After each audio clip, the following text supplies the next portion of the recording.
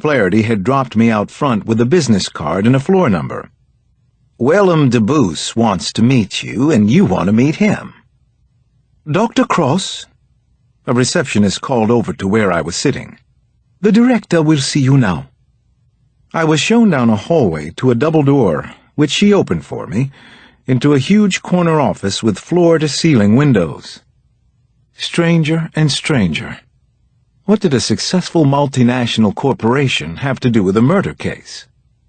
A massive desk sat at an angle to the door, with two comfortable chairs opposite it. A pair of tufted leather couches took up another corner, where two men in dark suits, white shirts, and clubby ties were just standing up. "Dr. Cross," the taller of them said. A white man with close-cropped blonde hair and heavy-framed rectangular glasses came over and shook my hand. "I'm Willem de Boos." His accent was Dutch, I think. He motioned to the other man. "This is Thomas Lassiter, an attorney with our legal department." "Nice to meet you," I said, not quite sure yet if that was true or not. How could I know? I half expected to be beaten up and to have my nose broken next. "It is our understanding you've been following a local man known as the Tiger," de Boos said, throwing me for a loop. What could this businessman possibly have to do with a killer for hire? "That's right," I said. "I came here from Washington, where he had committed a couple of savage murders. Savage by our standards, anyway." "Then we might have something to talk about. Sit down," Mr. de Boos said. It was clear he was used to giving orders. "Your reputation as a policeman precedes you, of course. Your record for solving difficult cases. How about you tell me what this is about first, and why your attorney is here?" De Boos's demeanor didn't crack. In fact, he smiled. "We'd like to help you find the Tiger, and given that this is a rather irregular situation, I want to make certain that I don't say or offer anything illegal in this meeting. Is that honest enough for you? Please, sit down, detective. Sit." Chapter 102. "Why would you want to help a murder investigation?" I asked. I was genuinely curious. "Unilite International has a considerable interest in Nigeria. Our cosmetics and skincare business alone has grown enough to justify the expansion we have planned in the southeast. This is true of many multinationals, not just the oil companies." "In the Delta?" I asked. "Port Harcourt, yes. And, of course, Lagos. Whatever relationship we now have with local factions seems to be irrelevant to some of the Islamic extremist organizations that are now moving into the region." "Are you saying the Tiger is Islamic? Because that's news to me." "No, I have no idea about that. I doubt that he's a religious man. But it's no secret he deals in goods that bankroll these groups. Conflict diamonds, lifted crude, that sort of thing. Essentially, he creates inroads for them and makes life more difficult for all foreign corporations. And as I'm sure you know, Tiger is the local term for killer for hire. And you want somebody to help you get the killer, or killers, out of your way." De Boos looked over at his lawyer, who nodded, and then answered, "We want to help with your criminal investigation, that's all. We are the good guys here, Dr. Cross. Just like you. This is not a conspiracy, like in one of the Bourne movies. Why not go through the local authorities?" He smiled again, that non-smile of his. "You condescend to me, Dr. Cross. The political situation, as we both know, is complex here. It is fair to say that civil war is almost inevitable for Nigeria, but war is like fire, yes? Even as it burns something away, it leaves fertile ground." It seemed like every day in Africa I was falling a little farther through the looking glass. This conversation was turning out to be no exception. The CIA had directed me to a multinational corporation, or maybe a clique of them, for help in a brutal murder case? I stood up. "Thank you for the offer, Mr. de Boos. I need to think about it. Debus followed me to the door. Please, Dr. Cross. He held out a business card. At least take my number. We do want to help you. Thanks, I said, and left it at that. Debus shook his head as I walked to his door. You don't understand, do you? This part of the world is about to explode, and if it does, Africa could go the way of the Middle East. That is the key to your murder case, sir. Chapter 103. Frustrated and confused more than ever, I took a car service to Adan's office. Then we drove to her parents' house, brainstorming about the case, Unilight's involvement, and the tiger's whereabouts.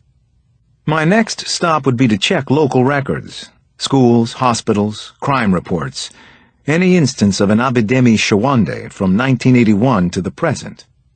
Adan had good suggestions for getting access to state-level information.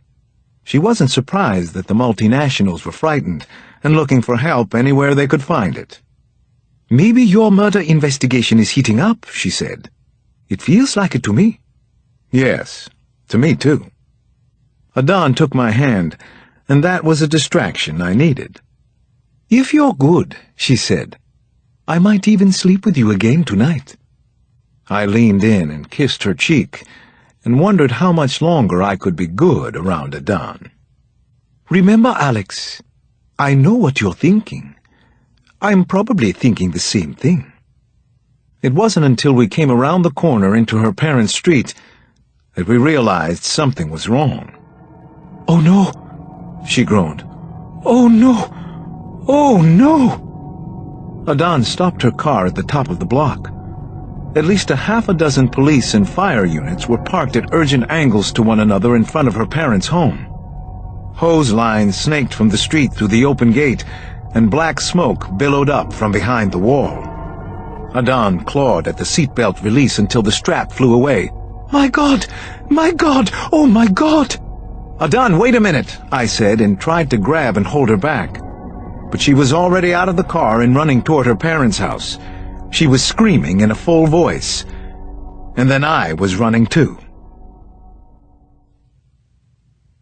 Chapter 104. I caught up to Adan just shy of the gate to the house. I grabbed her and picked her up. Her legs kicked off the ground and she struggled against me, reaching toward the gate even as I pulled her away from it. Adan, I said, you don't want to go in there and see. Trust me, please. The house was still burning, but it was mostly a ghastly black skeleton of itself. From where we were, Adan and I could see straight through to the back of the property. The roof was already completely gone. The driveway and lawn were littered with smoking black debris. Clearly there had been an explosion. It looked as though it might have been a firebombing. When I saw two small lumps under sheets on the lawn, I grabbed Adan tighter and pressed her head into my chest. The bodies had to be the twins. Poor little James and Calvin. Adan knew this too, and she was crying softly in my arms. A police officer ran by, and I caught his attention. How many were inside? He looked me over before answering any questions. Are you family? Who are you? Why do you want to know? This is her parents' house. I'm a friend. She's Adan Tansi. 3 adults, 2 children. He looked at Adan, then back at me, and shook his head no. No survivors. A deep shudder went through Adan, and then she began to sob. She was saying something. Maybe it was a prayer. I couldn't make out the words or even the language she was speaking. I need to talk to your commander, I said to the patrolman standing with us. About what? CIA, was what I said next. The policeman opened his mouth again, but I cut him off. Just get your commander. Get him over here right now. As he walked away, I spoke softly against Adan's forehead. I'm here. You're not alone. She continued to sob in my arms, shivering like she was freezing cold in the 90-degree heat. I watched the commander approach, a tall, broad-backed man in a dark suit. I couldn't hear anything over the fire crew and the hiss of water jets, but I didn't need to. I knew his face. The flat nose, those round cheeks, that idiotic Mike Tyson squint of his. The last time I'd seen it, he had been dangling me out a hotel window. Chapter 105. Adan, listen to me. I was already pushing her back toward the car. It's not safe for us here. We have to go right now. That man, the policeman, he almost killed me at my hotel. She nodded and seemed to understand, and then we were walking quietly. I got her up the block to her car and into the passenger seat. We have to go. When I reached the driver's side, I could see the police commander through the windshield. He'd picked his way through the knot of emergency vehicles in front of the house. Then he broke into a run, heading straight for us. 2 other men came running with him. I thought that I recognized one of them as the other man who'd come into my hotel room and tried to scare me out of the country. Adan, fasten your seatbelt. We have to get out of here, right now. I put the car in reverse and checked over my shoulder. The intersection behind me was too busy. I couldn't wait for the traffic to clear, though. So I changed my mind. I shifted into drive and drove right at the approaching cops. I began to blare the horn, hitting the wheel again and again. Adan's car was only a little Ford Escort, but I caught the cops off guard. I floored it and stayed the course directly at the men. The commander didn't budge from his path. At the last second I braked hard, but I still struck him. His eyes looked huge with fear, probably the same way mine did when I was hanging out that hotel window. Now I threw the small car sharply in reverse. He took one of the windshield wipers with him as he flew off and rolled into the street. I backed all the way up to the corner and spun the wheel hard to face the other direction. A horn blared as an Audi wagon clipped the car, nearly shearing off the rear bumper. I picked a direction arbitrarily and punched those 4 cylinders for all they were worth. "Where are we going?" Adan sat up a little straighter, almost like she was coming out of a trance. "Into the city," I told her. If there was one thing Lagos might be good for, it was crowds we could get lost in. Chapter 106. Adan, I reached over and held on to her shoulder. "We have to get away from here. The policeman back there, when I was staying in Lagos, he nearly killed me. I'm sure it's the same man. It's all connected somehow. It has to be." Adan didn't argue with me. She just nodded and pointed to the right. "Turn here for the mainland bridge. It's the best way, Alex. We'll go through Benin." "Hold on tight. Brace yourself." "It's too late for that. Way too late." I took the turn, without slowing down. We came out onto a wide boulevard lined with low-slung stucco shops, open lots, and old dusty cars and trucks. A freestanding billboard advertised Grace of Light Church, with an illustration of a woman in a choir robe, eyes on the sky and arms open to God. But it certainly wasn't God that I heard next. It was the deafening chop of a helicopter, loud and very close to the roof of the Escort. They'd found us already. They were on top of us, right over our heads. "It's the police," said Adan. "They'll kill us, Alex. I know things they don't want in any newspaper." Chapter 107. I craned my neck to see what was up, literally. The small bird with white struts was almost directly overhead. There were no police markings, and the low altitude was another bad sign. The pilot was being increasingly reckless and didn't seem to care about the safety of people down on the street, or about his own well-being, for that matter. The mainland bridge was still a mile or so off. I scanned the area for any kind of cover, parking garage, construction site. There was nothing obvious, nowhere for us to hide from the helicopter. What was worse, within a few blocks I saw lights in my mirror. Red and blue spinners, at least 3 cruisers moving very fast, gaining on us. Shit! That's definitely police. I'm serious, Alex.